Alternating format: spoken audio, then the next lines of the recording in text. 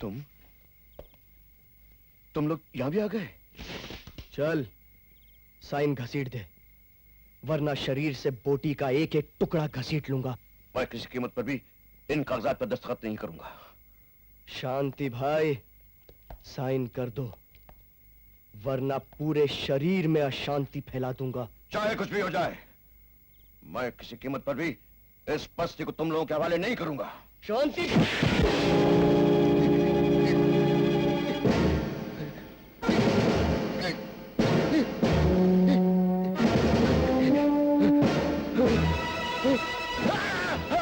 नहीं करेगा? नहीं।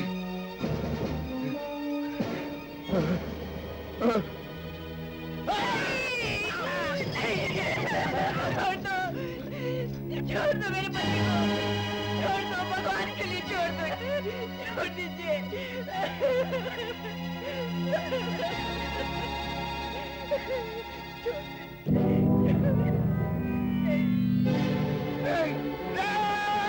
रुक जाओ, मैं साइन करता हूँ। मैं साइन करता हूँ।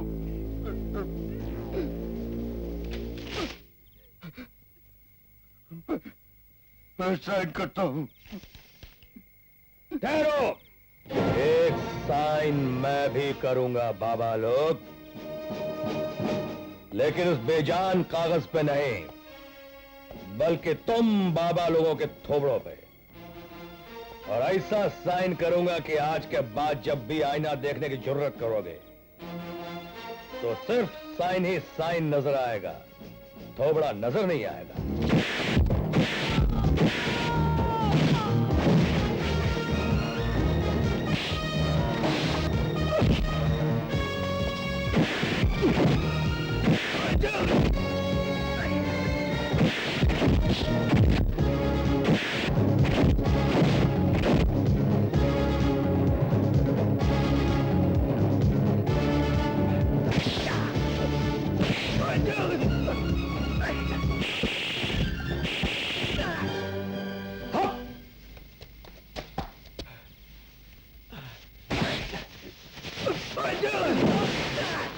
हम सजाएंगे सूरज की अर्थी, हम लकड़ियों की चिता पर नहीं, जलते हुए बारूद के ढेर पर हम उसे जिंदा जला देंगे। अपनी औलाद के इस खून की कसम, सूरज के खून के एक कतरे को जलाकर राख कर देंगे। आरती को बुलाओ।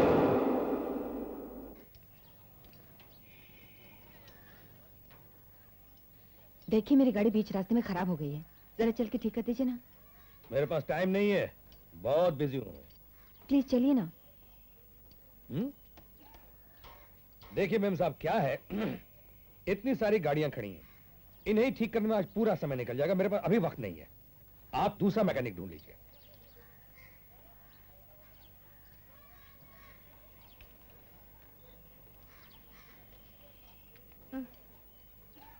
नमस्ते माँ जी। अरे बेटी, तू ठीक है ना? हाँ, मेरी गाड़ी रास्ते में खराब हो गई है। इनके पास ठीक करने का वक्त ही नहीं है। वक्त नहीं है? तू आ तो मेरे साथ। सूरज। हाँ माँ, खाना ले आई? अरे ये वही तो है, उस दिन जिसने मेरी जान बचाई थी।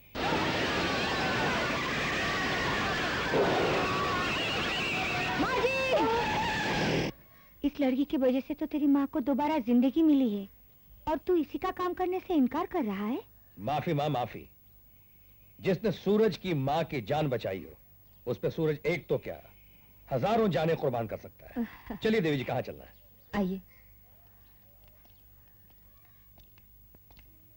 सुनिए, वहां है गाड़ी। ओ, ये गाड़ी है? अच्छा, हम देख लेते हैं, आप फिक्र मत करो।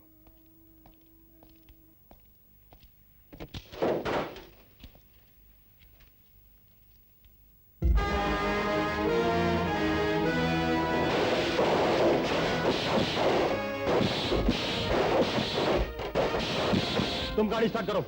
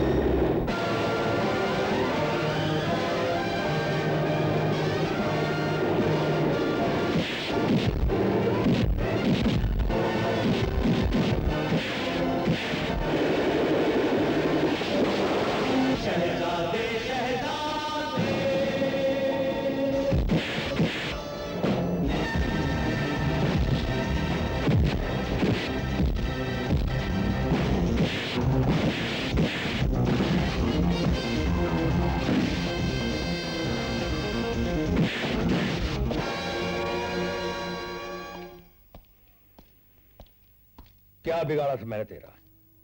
मेरी मां पे किए गए एहसान के बदले तूने मुझे शमशान पहुंचाने का प्रोग्राम बना दिया। जल्दी बता, वरना तेरा थोबड़ा तोड़ दूं। नहीं सूरज नहीं, अगर आरती तुम्हें इन लोगों से मरवाना चाहती तो मुझे फोन करके तुम्हें बचाने के लिए यहां ना बुलाती। ऐसी साजिश करने वाले हमदर्दी नहीं करते शंकर, और अगर हमदर्दी करते भी हैं तो उसके पीछे भी जरूर कोई साजिश होती है। हाँ, मैंने साजिश की है, धोखे और फरेब का जाल बिछाया है मैंने। तुमको यहाँ बुलाने के लिए खुद को अपनी जमीर की नजरों से गिराकर एक झूठ बोलने का पाप किया है मैंने। अगर मुझे पता होता कि तुम्हारी जान को यहाँ खतरा है तो मर जाती, लेकिन तुम्हें यहाँ कभी नहीं बुलाती। मगर मैं क्या करूं? मैं एक खिलौना हूं, खुद रोने और खुद ही अपने आंसू पोंछने वाली एक कठपुतली हूं। मेरे पिताजी उन जालिमों के पंजों तले कैद हैं। उनके दिए हुए जख्म, चोट और अत्याचार के बीच तड़प तड़प कर जी रहे हैं। मुझे उनके इशारों पर नाचना पड़ता है। अगर मैं उनका कहा नहीं मानती तो वो मेरे पिताजी को मार डालेंगे, मार डालेंगे उन्हें। आरती, मुझे तुम्हारे हर लफ्ज पर यकीन है। मैं तुम्हारे पिताजी को रिहा करवाने के लिए हर मुमकिन कोशिश करूंगा। अगर ऐसी बात है तो सूरज भी तुम्हारे साथ है। सूरज को जुल्म से पैदाइशी नफरत है। अगर मुझे आप लोगों के बाजों की ताकत मिल जाए तो चुन का लोहा चाहे कितना भी मजबूत क्यों ना हो, हम उसे बर्फ की तरह पिघला देंगे।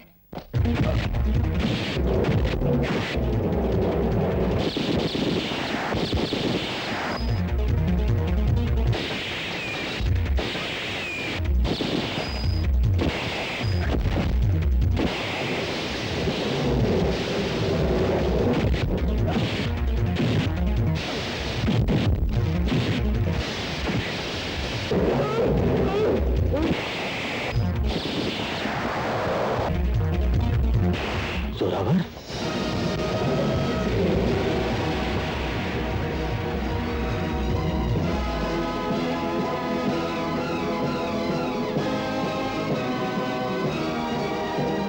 जोरावर के बारे में क्या जानते हो? क्या जानते हो जोरावर के बारे में?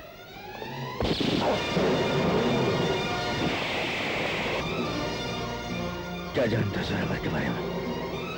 मैं पूछता हूं, जोरावर के बारे में क्या जानते हो?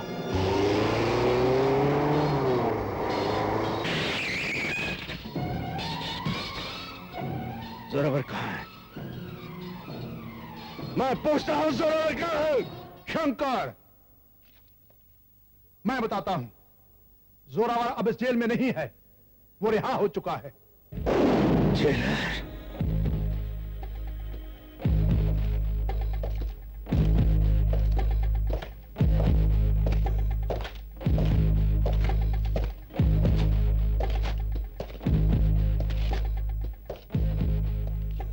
वाह जेलर साहब, बेटा कहते रहे और बाप बनकर इतना बड़ा विश्वासघात किया अपने बेटे के साथ।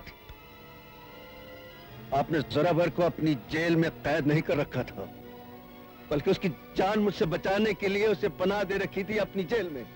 आज उसकी रिहाई को एक राज बनाकर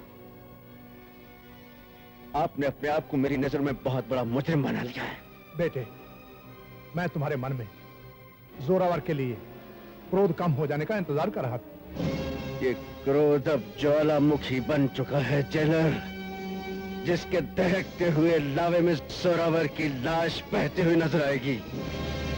इस ज्वालामुखी को अब न तुम रोक सकते हो, न भगवान।